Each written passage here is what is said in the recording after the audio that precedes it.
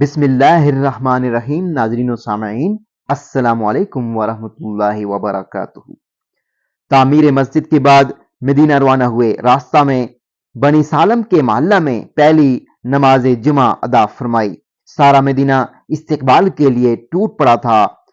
قبا سے مدینہ تک دو رویا انصاریوں کی صفیں تھیں۔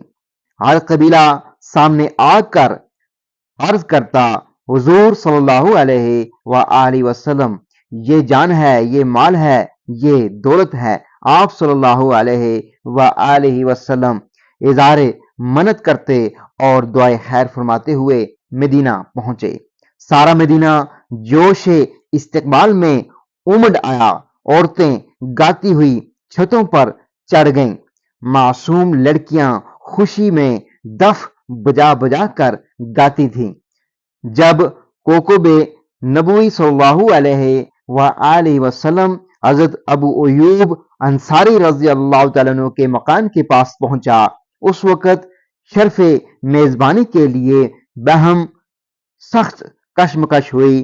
حضرت صلی اللہ علیہ وآلہ وسلم نے فرمایا، میری اونٹنی اللہ کی طرف سے معمور ہے، وہ جہاں جا کر بیٹھ جائے گی وہی میری قیام گاہ ہوگی۔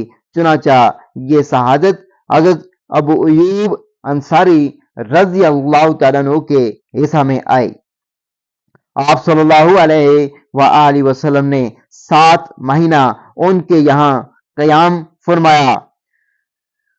اسی وقت سے سن ہجری کا آغاز ہوتا ہے۔ حضرت صلی اللہ علیہ وآلہ وسلم نے تشریف لانے کے بعد مسجد تعمیر کرنے کا ارادہ فرمایا۔ آپ صلی اللہ علیہ وآلہ وسلم کی قیامگاہ کے قریب بنی نجار کی افتادہ زمین تھی، انہوں نے بلا قیمت نظر دینی چاہی، مگر آپ صلی اللہ علیہ وآلہ وسلم نے منظور نہ فرمایا اور بااصرار قیمت ادا فرمائی اور صحابہ کے ساتھ مل کر ایک مختصر اور سادہ مسجد تعمیر کی، جس کی دیواریں کچی اینٹوں کی، ستون کھجور کے تنوں کے اور چھت پتوں کی تھی۔ قریب ہی نادار مسلمانوں کے قیام کے لیے ایک چبوترا تعمیر فرمایا جو تاریخ اسلام میں صفا کے نام سے مشہور ہے۔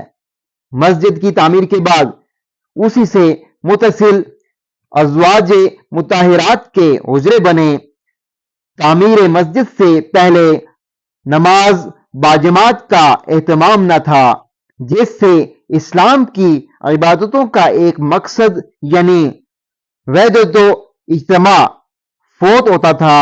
تعمیر مسجد کے بعد نماز باجماعت قائم ہوئی اور اعلان کے لیے حضرت عمر رضی اللہ تعالیٰ عنہ کی رائے سے اذان دینے کا طریقہ جاری ہوا۔ مکہ کے غریب الوطن، جنہیں اسلامی اصطلاح میں مہاجرین کہا جاتا ہے، بالکل بے سر و سامان مدینہ آئے تھے، اگرچہ ان میں بہتیرے صاحب حیثیت بھی تھے، لیکن ایسی حالت میں وطن چھوڑا تھا کہ کوئی شے مکہ سے لا نہ سکے تھے۔ اس لیے حضرت صلی اللہ علیہ وآلہ وسلم نے ان کا سہارا قائم کرنے اور ان کی اجنبیت دور کرنے کے لیے ان میں اور انصار میں رشتہ اخوت قائم کر دیا، یعنی ایک ایک مہاجر کو ایک ایک انصاری کا بھائی بنا دیا۔ یہ اخوت حقیقی اخوت سے بڑھ گئی۔ اس موقع پر انصار نے جس فیاضی، جس ایثار اور جس میزبانی کا ثبوت دیا، تاریخ اس کی مثال نہیں پیش کر سکتی۔ انہوں نے اپنے مہاجر بھائیوں کی حیثیت محض مہمان کی نہ رہنے دی، بلکہ ان کو مال و دولت، زمین جائیداد، کھیتی باڑی، اپنی ساری کائنات میں برابر کا شریک و سہیم بنا لیا۔ حتیٰ کہ حضرت سعد بن رابع رضی اللہ تعالیٰ عنہ نے جن کی 2 بیویاں تھیں، ایک بیوی کو طلاق دے کر اپنے مہاجر بھائی حضرت عبد الرحمن رضی اللہ تعالیٰ عنہ کے سامنے نکاح کے لیے پیش کیا، لیکن انہوں نے احسان مندی کے ساتھ اس سے انکار کر دیا۔ اکثر مہاجرین نے صرف بقدر ضرورت نقد لے کر اپنا کاروبار علادہ شروع کر دیا۔ یہ رشتہ اتنا قوی تھا کہ جب تک آیت میراث نازل نہ ہوئی اس وقت تک متوفی انصار کی وراثت مہاجرین کو ملتی تھی۔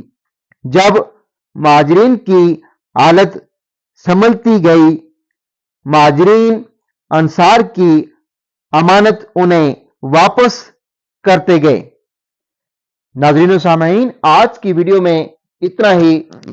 مزید اسلامی اور معلوماتی ویڈیوز دیکھنے کے لیے ابھی تک اگر آپ نے ہمارے اسلامی اور معلوماتی channel wealth of knowledge corner کو سبسکرائب نہیں کیا ہو تو لازمی سبسکرائب کر دیجیے گا، بیل آئیکن کو آل پہ کر دیجیے گا تاکہ آنے والی ویڈیوز کا نوٹیفیکیشن آپ کو بر وقت وصول ہو سکے۔ اگلی ویڈیو تک مجھے دیجیے اجازت۔ اللہ حافظ۔